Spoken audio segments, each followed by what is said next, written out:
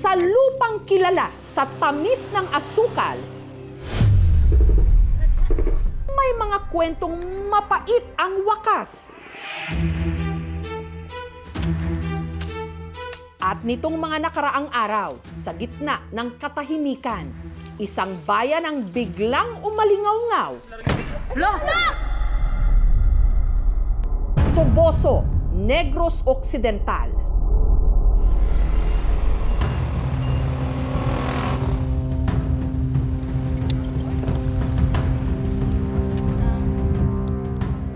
Dalawang oras ang biyahe mula Bacolod bago marating ang bayan ng Toboso. Madadaanan ang malawak na mga taniman ng Tobosa magkabilang panig ng kalsada. Pati yung dati bayan pa lang pero ngayon syudad na, yung Escalante City. Na noon pong 1985 ay nakilala dahil sa madugong massacre na naganap doon ang mga magsasaka ng tubo. Mahigit 4 na dekada na nga po yung nakalipas, yun pa rin ang mga isyong kinakaharap ng Negros. Yung kahirapan, yung tunggalian ng militar at ng New People's Army, wala pa rin hong pinagbago. Katulad din po nung issue dito po sa insidente ng karahasan na naganap sa Toboso. Pagdating sa bayan ng Toboso, kapansin-pansing walang tao ang mga kalsada. Actually, live pala ito. Pupuntahan po natin yung pinangyarihan ng insidente dito sa Barangay Salamanca. Ito na tayo sa Barangay Salamanca. Masasabing mapanlin lang ang katahimikan dahil ilang araw lang ang nakararaan.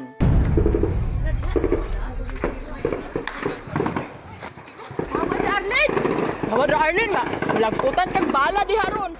Umaga ng April 19, nabulabog ang mga residente ng Barangay Salamanca dahil sa sunod-sunod na putok ng mga baril sa pagitan ng militar at ng armadong grupo. Ula naman nasa kanang kuan sa buto-buto. Sunod na lumabas online ang mga litratong ito. 19 na nasawi. Ayon sa militar, ang mga namatay, mga miyembro ng NPA o ng New People's Army.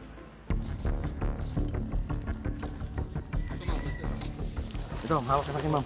Oo, ganyan. Hindi madaling puntahan ang pinangyarihan ng insidente. Matarik ang daan pababa. Madulas. Sa ibaba nito, may lilim na lugar. Dito raw nagpang-abot ang mga sundalo at ang mga rebelde. April 19, araw ng linggo, 19 na tao ang namatay sa lugar na ito, sa Barangay Salamanca, bayan ng Toboso sa Negros Occidental. Sa isang insidente ng karahasan na ayon sa militar, tunggalian nila o palitan ng putok sa New People's Army o ang NPA, bagamat may mga panawagan ngayon na dapat masusi itong maimbestigahan. Ayon sa NPA, sa 19 na namatay, 10 lang ang kanilang miyembro o mga armado. Ang 9 raw ay mga sibilyan, kabilang na ang 2 estudyante ng University of the Philippines o UP, 2 banyaga na may dugong Pilipino o mga Filipino-Americans, 2 menor de edad at 1 community journalist.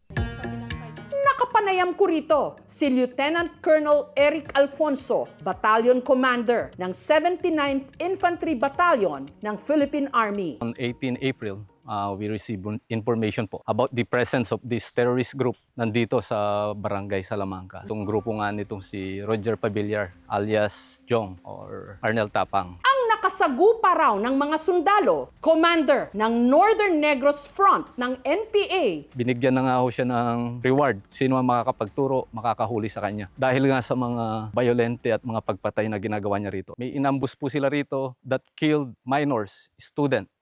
Kilala raw ang grupo ni Fabillar sa pagtunton at pagtugis ng mga pinaghihinalaan nilang espiya. Sa CCTV footage na ito, nakuha April 2, 2025 na i-record ang di umano pagbaril sa isang magsasakang pinaghinalaan nilang espiya. Grupo rin daw ni Fabillar ang pumuntirya sa isang tanod sa katabing syudad ng Escalante. hanggang nakatanggap daw kamakailan ng tip ang mga sundalo sa kinaroroonan ng grupo ni Fabiliar. Nag-start yung operations gabi ho ng 18, then 19 ho ng mag-aalas 4 ng umaga. Doon ho nangyari yung first encounter dito sa Sitio Sinugmawan. Mga gaano kalayo ho yung Mga aerial distance, mga 2.5 to 3 kilometers from here. Doon ho nagsimula yung putukan, tama ho? Tapos, Abang yung mga tropa natin papalapit sa armadong grupo. Naunahan sila. Nangyari ho doon is na-wounded yung ating tropa, isang ating sundalo. Doon ho naging start yung encounter. ito ho yung una Yes na po. palitan ng Apo. putok. Oho. Tapos, Doon ho na-recover yung mga rifle grenades, barrel and personal belongings and mga documents. Immediately, nung pagliwanag ho, kinandak yung pursuit operations. Abang papunta yung ating mga kasundaluhan dito sa tinatrack nila, may mga concerned citizen ho na nagsabi na dito nga ho yung direction nung grupo na to. Immediately ho, yung tropa natin is nagre-reposition dito. Dito ho nangyari yung decisive engagement. dito yung opo. matindi.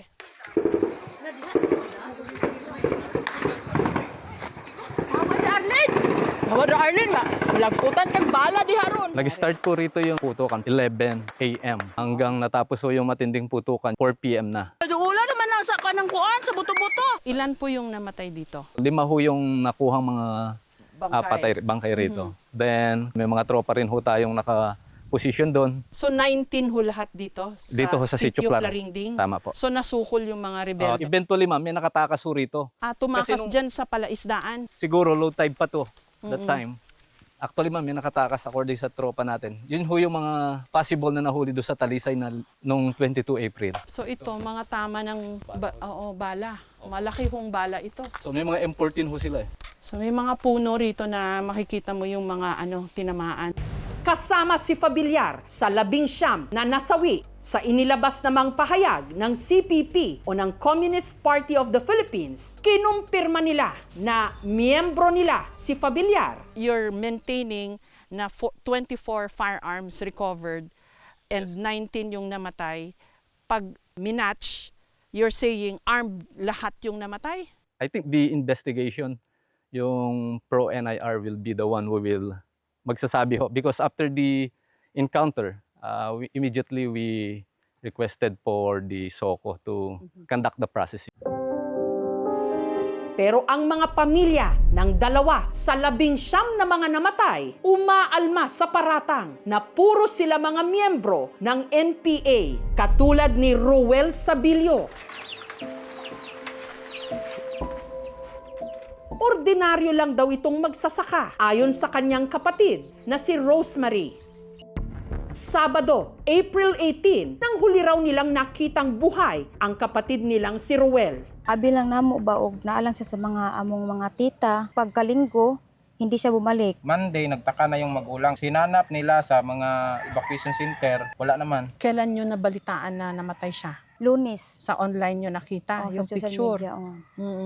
Anong reaction nyo nung nakita nyo na ganun? Nagtaka kami kung bakit nandoon siya. Hindi ba niya naikwento? Hindi. Ano to, civilian ba siya o sumama sa NPA sa pagkakaalam mo? Civilian ata, ma'am. Sa Civilian, pagkaalam. hindi siya sumali sa NPA. Araw-araw nandyan siya sa kanila eh. Sa aming pag-verify namin, yung wala siyang armas. Ito yung huling picture. Sa site na, ma'am. Wala na siyang buhay. Hindi namin matanggap. Hanggang ngayon, ma'am, hindi makasalita yung magulang niya. Ilang tama ng bala? Napa-autopsy nyo pa ba?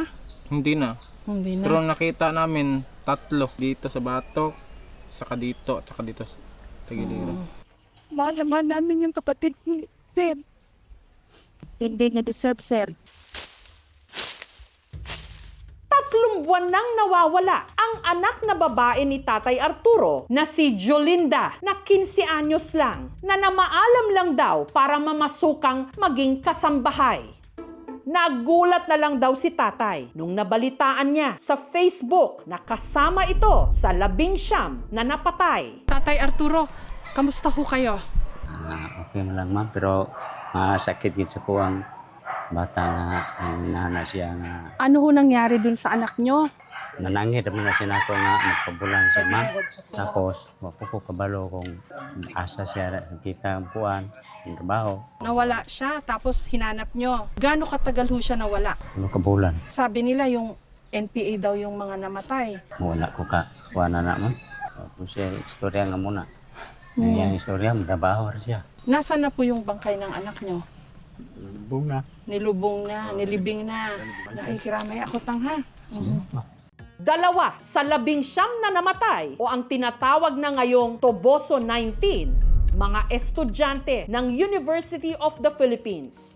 Sa UP Diliman, student counselor si Alisa Alano. When you put it in a ballot. Sa interview niya sa Philippine Collegian, ang student publication ng UP, punong-puno ito ng buhay. Lalo trademark niya ang kanyang pulang buhok. Ako po si Alisa Alano, ang chairperson ng League of Filipino Students UP Diliman. Alisa Alano is the head of Education and Research Committee of the USC, kung saan inaalam niya yung social reality ng bansa for the USC to have initiatives na mag-forward ng demands ng mga communities na yon. We go with the rural communities para alamin yung social reality doon. Hindi miyembro ng NPA si Alisa Alano. It is a massacre because the fact na 19 yung victims, 19 daw yung namatay, and walang casualties sa part ng military, 4 na tama sa likod. Ayun yung initial findings. Kabilang din sa mga namatay ang tinatawag nilang peasant organizer na sina Errol at estudyante rin ng UP Open University na si Maureen. Nag-start siya as yung volunteer nung last elections. From there, nag-start siya na magturo sa mga bata. Iba-ibang places na yung mga pinupuntahan niya. Bulacan, tsaka Batangas. Hindi ako naniniwala na NPA si Maureen. Paano natin malalaman yung sagot? Pinatay na nga nila eh. Hindi ko na-imagine na ganun yung magiging ending niya. Kasama rin sa mga nasawi ang community journalist na si RJ Ledesma, 30 anyos. Dating pinuno ng League of Filipino Students, Bacolod. Taong 2022, naging nominee rin siya para sa Kabataan Party List. Nagtrabaho rin bilang manunulat at editor ng Paghimutad, alternative media na nakabase sa Negros. Yari kami diri subong maghatag sang updates sa mga kalain-lain nga presinto nga gikadtuan namon.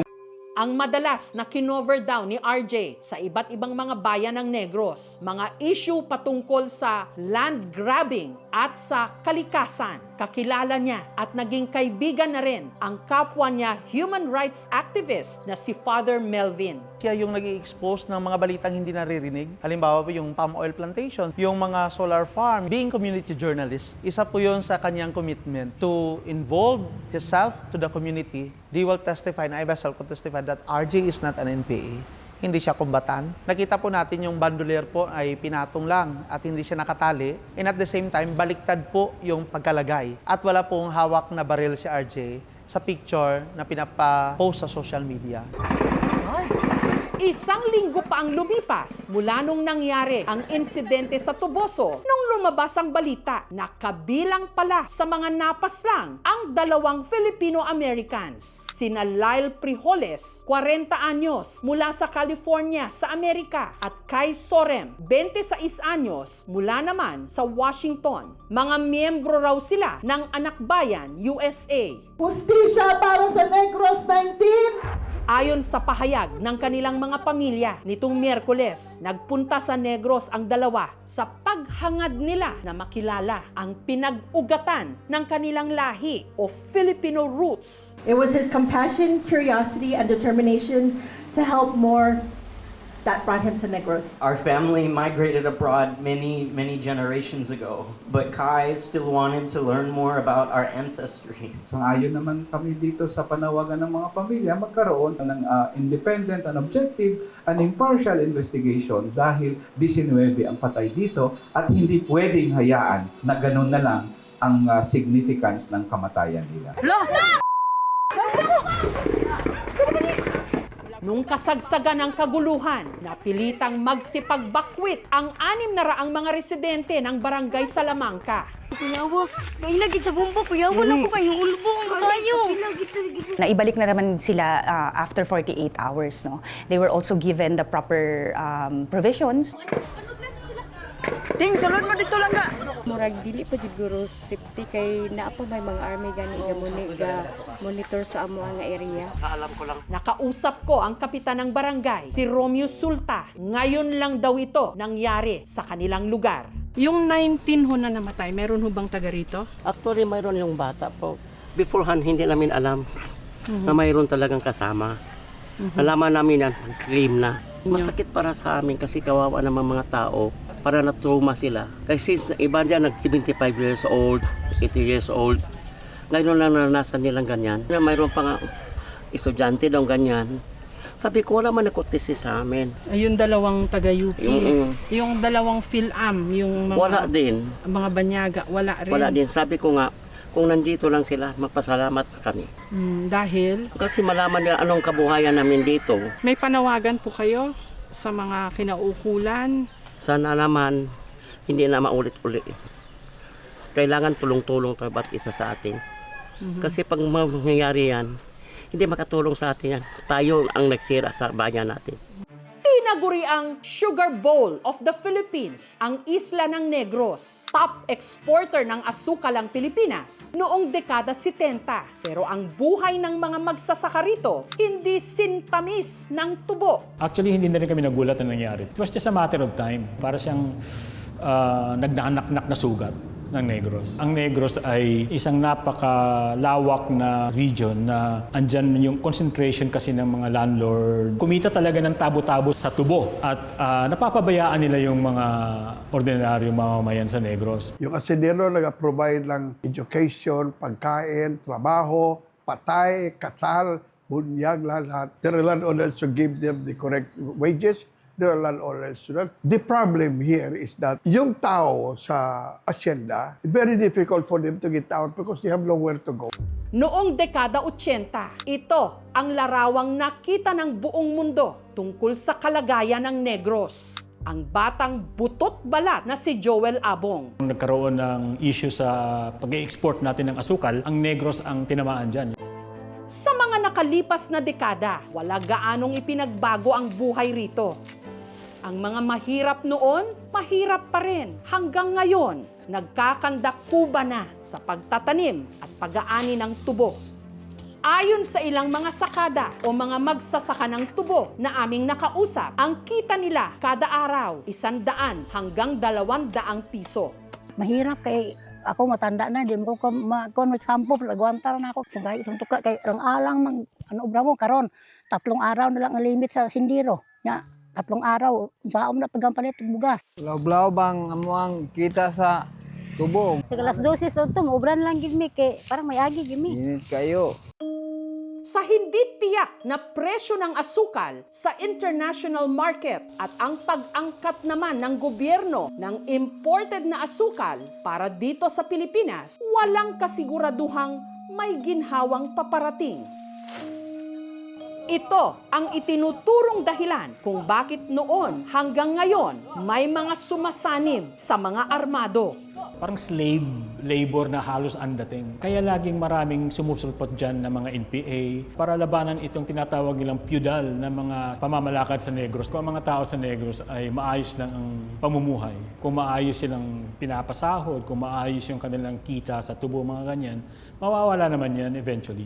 Ito rin daw ang mga problemang pinag-aaralan ng mga researcher at community journalists katulad ni na Alisa Alano at RJ Ledesma. Kung ikaw ay halimbawa mananaliksik or journalist, hindi ka naman Google ka lang ng Google eh. Pumunta ka sa area, mag-immerse ka doon at aralin mo kung ano talaga yung nangyayari. May karapatan tayo lahat na aralin ng lipunan. That doesn't mean na kung kasama ka ng mga NPA o pumunta ka sa NPA area, NPA ka na rin. Sabihin na natin, let's say, research. I was asking the people of that certain sitio. Wala namang nakahalubiro ng mga estudyante na as they were saying that they will be doing research. Wala ring nakakita sa kanila doon. Ang amon research doon sa Tuboso, hindi pa namin nakuha ang result kasi natay din yung researcher namin na nanghingi kami ng tulong na siya pumunta doon na si RJ Ledesma. Sabi rin ho nila, 10 lang daw ho yung miyembro nila doon sa 19 na namatay. Yun lang daw ho ang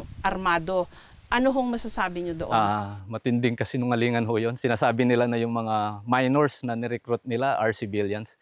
Narinig naman ho natin siguro yung interview ng isang magulang ng minor de edad na mahigit 1 buwan na niyang hinahanap yung anak niya.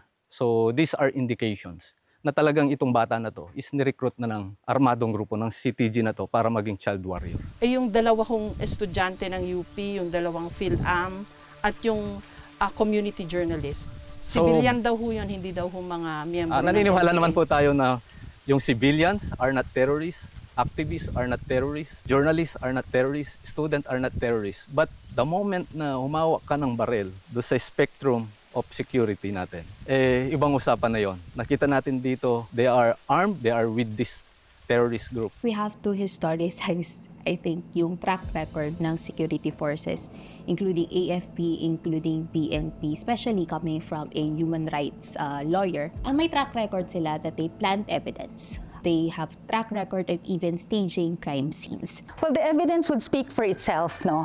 Ang investigation ay ginakonduct na nga ng another third-party entity. Kami po ay fully cooperative dito sa investigation na ito.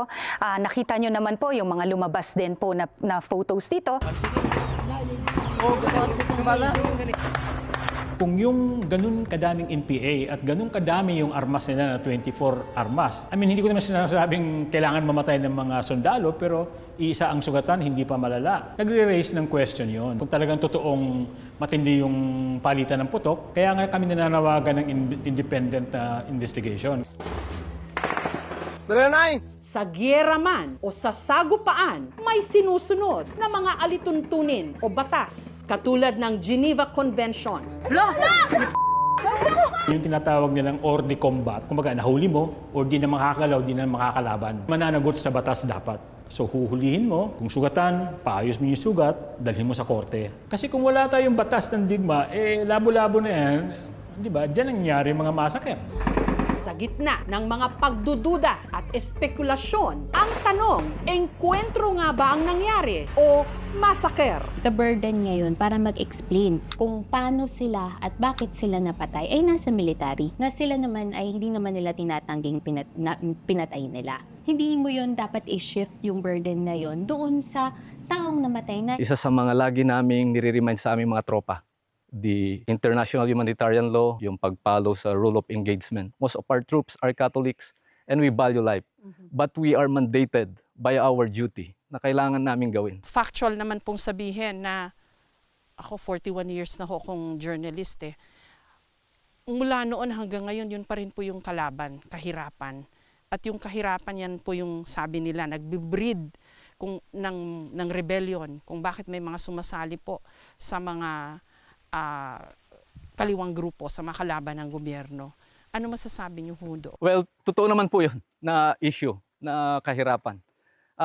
But we must remember na this is a democratic form of government. Nasa demokratikong po tayo, gobyerno. Isang component po ng democracy ang pagiging aktivista. So we need to know the difference between the activism and extremism.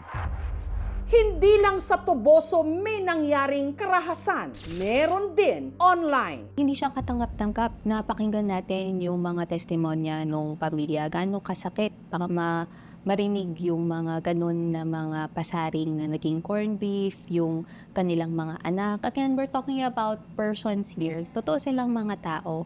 That is a systematic tactic ng pagtitihumanize ng mga alleged members ng New People's Army. May nagawa pa raw magpakalat ng di umano fake na larawan ng babaeng pula rin ang buhok, katulad ng kay Alisa na meron ding dalang armas. Pero kapag ini-reverse search, kuha pala ng isang babae sa bansang Myanmar. Kung titingnan mo ng account, nakalock, walang totoong identity, at paninirampuri po, cyber libeling yon at saka red tagging. Ang Philippine National Police ang nag-iimbestiga ngayon sa pinangyarihan ng insidente at nagsagawa rin ng autopsy at paraffin test sa labi ng mga napatay. Tumanggi silang magbigay ng iba pang mga detalye dahil kasalukuyan pa raw ginagawa ang investigasyon. Ang Commission on Human Rights nagsasagawa na rin daw ngayon ng isang independent investigation. Ito po ay posibleng kaso for violation of international humanitarian law on the part of the Armed Forces of the Philippines. Of course, yung protection po na yon ng batas ay available lamang kung etong mga civilians na ito ay hindi nakisali doon sa hostilities. Pero kung sila po ay sumama sa hostilities, kahit po sila ay civilian, yung protection po ng international humanitarian law ay hindi na available.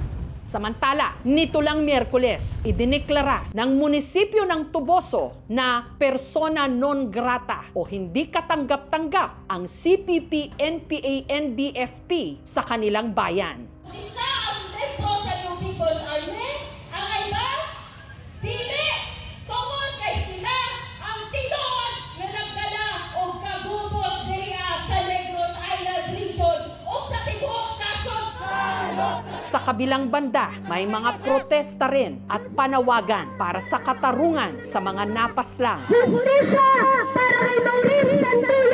We are appealing na sana wala nang patayan. Pinaka-importante siguro sa amin, iwasan na po pagdadahas ng mga militar na nadamay ang mga civilian nga mga magsasaka. Hindi na tayo makipaglaban sa kapwa Pilipino natin, ang mga kapatid natin. E naanyayahan namin yung natitira sa kanilang grupo to return to the folds of the law. Ang iniisip ngayon ng mga tao, away lang yan ng NPA tsaka military. Actually, hindi. Away ito ng mga maliliit na mamamayan ng Negros laban dun sa sistemang umiiral doon na hindi talaga sila binibigyang pansin. Hindi sila nakikinabang sa biyaya ng lupa ng Negros. Yun ang problema. Dekada na ang binibilang ng mga hidwaan sa ating lipunan. Mga sundalo kontra mga rebelde o mga tinatawag na terorista. May kanya-kanyang ipinaglalaban at paniniwala. Pilipino kontra Pilipino. Lagputan kang bala di haron. Pero hanggat hindi natitigil ang sakitan at patayan sa mga tubuhan ng Negros, hindi lang asukal ang aanihin, kundi dugo. Thank you for watching, mga kapuso. Kung nagustuhan niyo po ang videong ito, subscribe na sa GMA Public Affairs YouTube channel. And don't forget to hit the bell button for our latest updates.